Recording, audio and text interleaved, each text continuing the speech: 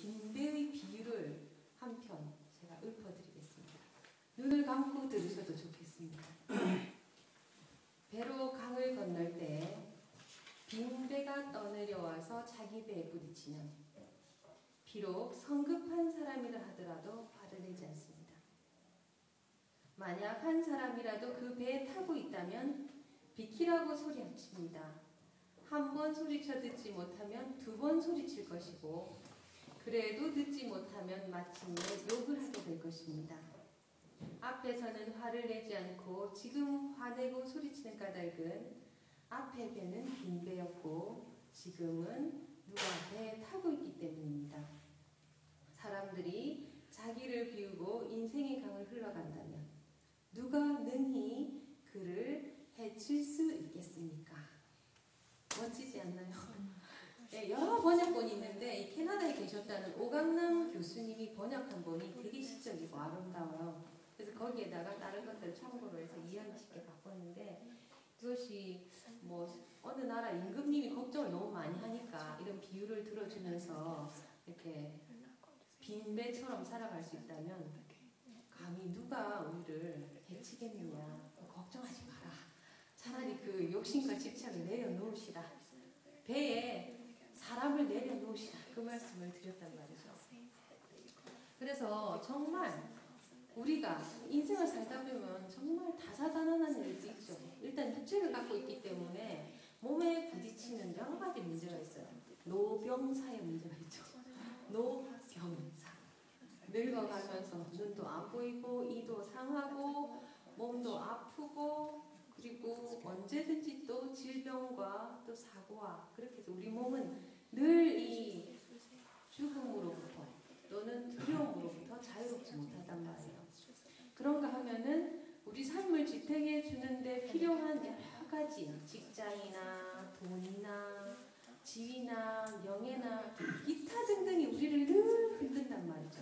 그래서 인생의 강을 이 파도가 항상 출렁이는 바다와 같은 그 강을 우리가 건널 때에 이 나라고 하는 욕심과 집착의 주체인 나를 비우고 그 강을 흘러갈 수 있다면 어느 누가 우리를 해할 수 있으며 또는 스스로도 힘들어할 필요가 있겠는가? 그런 생각을 한번 해보게 됩니다. 그래서 제가 비자 문제가 딱 발생했잖아요. 그래서 제가 단계를 쭉 분석을 해봤어요. 몇 단계가 있다면 8단계의 심정의 변화가 있었습니다. 이 파는 성격이 여실히 드러나죠. 1단계 타인에 대한 아쉬움 좀 잘 알고 가르쳐주지. 내가 신청을 빨리 해야 된다고 하면 연장하는 거니까 살다가 해야 된다고 좀 알려주지. 또는 입국할 때 그 종교인 그 모든 서류를 가지고 그렇게 종교적인 입구로 들어온다고 그것 좀 알려주지. 또 하나 모르면 모른다고나 하지. 다른 사람한테라도 물어보게. 그래가지고 첫째는 타인에 대한 그 아쉬움이 너무 많이 드는 거예요.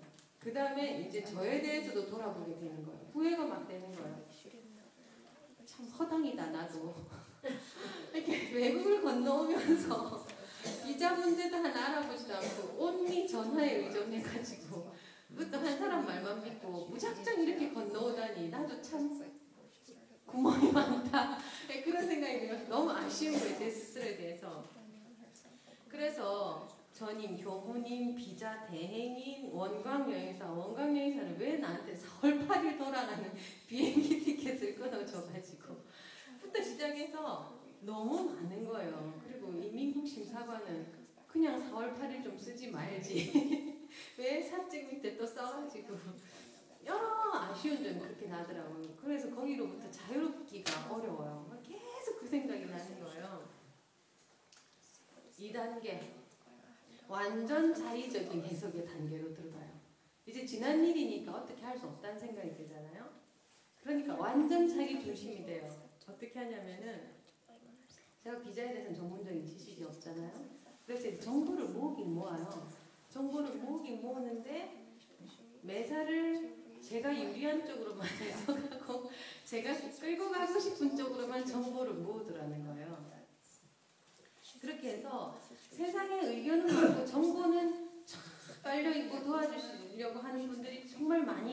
어떤 식으로 하느냐, 완전 제 중심으로 제가 결정하고 싶은 마음으로만 정보가 계속 이쪽이 보였다가 저쪽이 보였다가 하는 거예요. 3단계. 처음에 이제 자의적인 해석을 할 때는 그렇게 걱정이나 두려움이 없어요. 이것도 괜찮고 저것도 괜찮고 나가라 나가고 있으라면 있지 뭐. 아무 걱정 없어요. 세 번째, 이제 시간이 탁 지나니까 문제의 심각성이 보이면서 이게 간단한 문제가 아니라는 것을 직시하는 거예요. 그러니까 예를 들어서 우리가 무슨 문제에 부딪혔을 경우에 문제를 직면하는 데까지 이런 과정을 거친다 이 말이에요. 처음엔 아무것도 모르다가 원망하고 후회하다가 이제 나중에는 생각하고 싶은 대로 마음대로 하다가 이제서야 드디어 직면하게 되는 거예요. 그렇게 해서 캐나다에 있으면서 연장할 수도 있고 한국에 나가서 연장할 수도 있다라는 가능성을 찾게 되는 거죠. 근데 그 두 가지 가능성을 다 찾으니까 두 개 다 장점이 있고 두 개 다 위험성이 있어요. 일단 캐나다에 한번 들어왔기 때문에 여기서 안 나가고 할 수만 있다면 교당에 피해도 안 주고 여러 가지가 편하잖아요. 그런데 또다시 거절당할 위험성이 있는 거예요. 그렇게 하고 일단 들어온 상태를 지속할 수 있다는 장점인데 위험이 있잖아요. 그 다음에 제가 한국을 나간다 생각하면은 또 장점이 있어요. 한국에 나가서 안정적인 신분으로 들어올 수 있다는 거죠. 그런데 그때 못 받으면은 굉장히 어려워질 수도 있다는 거죠. 그래서 이제 장점과 단점을 보게 된단 말이에요. 이제 4단계예요. 4단계. 두 가지 가능성에 대해서 여기서 이제 나라는 게 작동하기 시작하는 거예요. 아까는 아무것도 모르고 자의적인 해석을 한다 했잖아요. 이때는 제 안에 두 개의 마음이 작동하는 것을 볼 수가 있어요. 그러니까는 어떻게 하냐면은 여기에 머무르고 싶은 마음도 있고 나가고 싶은 마음도 있는 거예요. 만약에 우리가 인생을 살면서 한 가지 마음만 있으면 갈등 안 해도 돼요. 그런데 문제는 양가 감정이에요. 이렇게도 하고 싶고 저렇게도 하고 싶단 말이에요. 이것은 뭐냐면 이게 두 개 다 욕심 때문이에요. 그냥 캐나다에 머무르면서 해결하고 싶은 마음도 간절해. 왜냐면 못 들어오면 안 되니까. 그 다음에 또 하나, 제가 캐나다에 머무르고 싶다라는, 어떻게든 캐나다에 살고 싶다라는 제 집착이 있는 거예요. 그렇게 해서 나갔다가 못 들어오면 어떻게 하나 하는 생각 때문에 여기 있으면서 어떻게든 해결하고 싶다라는 저의 마음이 하나 되게 강한 게 있어요. 그런데 또 하나는 이 마음만 있으면 아마 머무르면서 해결을 하려고 저의 모든 에너지를 다 몰입할 수 있을 거예요. 그런데 또 하나는 이것은 연장해야 되니까 나중에 또 문제가 또 발생할 소지가 있기 때문에 아예 한국에 나와가지고 해결을 하자. 이게 훨씬 더 안정적이잖아요. 예를 들어서 제가 밴쿠버에 계속 머무르고 싶은 것은 집착이 있잖아요. 이 집착에 대해서 첫 번째 방법, 두 번째 방법 둘 다 가능하다라는 걸 제가 안다라는 거예요. 그래서 어느 것 하나도 선택을 할 수가 없어요. 근데 잘 생각해 보세요. 교도님들께서도 비자 문제뿐만이 아니고 선택을 할 때 항상 이 단계를 거치게 돼 있어요. 우리가 직장을 하나 옮긴다든지 집을 하나 산다든지 그럴 때 새 집도 가지고 싶고 이자도 물기 싫고 그쵸? 이자도 물기 싫고 새 집도 가지고 싶고 교수님도 교환 교수로 오셨겠지만 하던 일을 계속하면서 그냥 편하게 살고 싶은 마음도 있고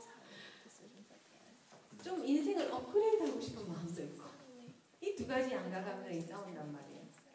우리 학생들도 놀고 싶은 마음이 있고 시험을 잘 치고 싶은 마음이 있어요. 그러니까 우리는 그 양가 감정 때문에 갈등하는 것이지 어느 하나에 대한 욕심과 집착이 뚜렷하거나 또는 우리의 서원이 뚜렷하다든지 우리 발언이 뚜렷하면은 절대 그 양가 감정 때문에 흔들리지 않는다라는 거예요. 그렇게 해서 제가 굉장히 갈등을 했어요. 그 갈등을 하니까 어떻게 돼요? 두려움이 더 강해지는 거예요. 이렇게 하고 싶은데 이걸 못했을